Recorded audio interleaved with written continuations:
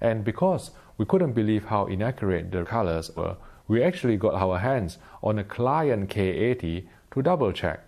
Many owners probably won't realize it, but once our review unit was put beside a display with accurate colors, many colors just looked slightly undersaturated. Note that this is for SDR. We'll talk about HDR colors in the HDR section. I think this sets a very dangerous precedent. Without in-depth understanding of the HDR10 standard or side-by-side comparison against a display that tracks PQ-UTF correctly, many publications and owners have been wowed by the extra brightness that the Samsung Q9FN offers, not realizing that that's not how HDR should look like.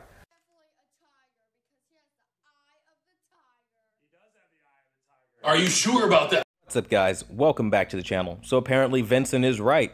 Apparently the Q7FN and LG C7 showing a deeper shade of green than the Z9D, resulting in a better color gamut according to rtings.com, is inaccurate. According to Vincent, the Q9FN doesn't have an excellent color gamut, covering almost all of the SDR color space. That never happened.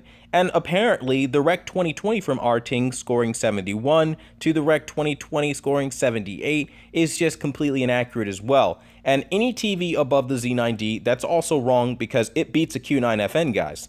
Also, it's important to note that Flat Panel HD and AVS forums, they're wrong, and they need to be called out because they're wrong.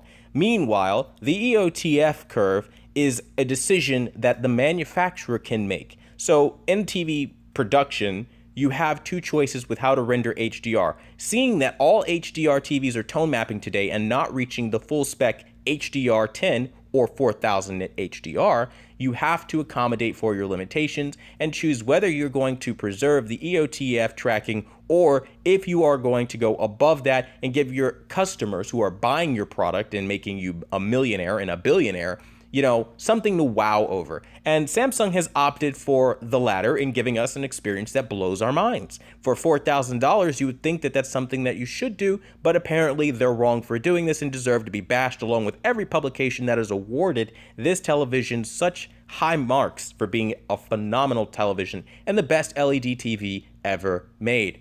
That being said, a lot of bots have taken to my channel and decided to dislike my video, but at this point, I will allow you guys to know this one thing, my fellow bots out there hating on my videos. Whether you comment or dislike the video, it's a form of engagement that goes towards my monetization, and you're actually helping me make money off of my videos. So I'll just say that little bit out there. Every time you think you're hurting me with a dislike, you're actually putting money into my pocket. So if you don't like me, you might want to stop doing that. One way or another, I don't care because I know you can't resist the impulse, so I tell you anyway, because just like you can't resist going to HDTVTEST and getting the misinformation that you do, you can't get around dislikers, right? They're always going to dislike the videos. So dislike the video, keep helping me make my revenue, keep helping me make my money. I don't care one way or another. I'll keep collecting Google AdSense money off of you guys who don't understand how analytics work. So I get a lot of hateful comments, guys, but I've also seen the support. You guys are fantastic. We understand what's going on here at Quantum Apotheosis, right? We know the real deal. We know these guys that are lying to us. And we know that overall, there is a mass understanding that the Q9FN is the most excellent LED television on the market right now. And for $4,000, you really can't do better. So for those asking me how I feel about the Q9FN, absolutely pick it up. It's a wonderful product. I completely recommend it. It's great. I can't speak negatively about it because, again, having seen it, worked on it, calibrating it for one of my customers, it was one of the best things I saw. And not gonna lie, I really felt bad that I couldn't afford it for myself because it was that good. But that being said, I could afford it if I saved up for it, but I just mentally can't afford it. It's like $4,000 for a TV. I feel like it's wasted money when it's gonna be irrelevant next year. And it's not even full spec HDR, so those things do kind of bother me a bit. But again, to each his own, I suppose. If you got the money, it won't bother you anyway. But you guys, I've already done a review on the product. You guys already know how I feel. And at the end of the day, Samsung did offer something truly special and wonderful with the Q9FN. So regardless of what Vincent has to say, all the other publications aren't wrong simply because he doesn't like the way that we're supporting Samsung ignoring the EOTF tracking and blatantly lying, by the way, about the undersaturation of SDR.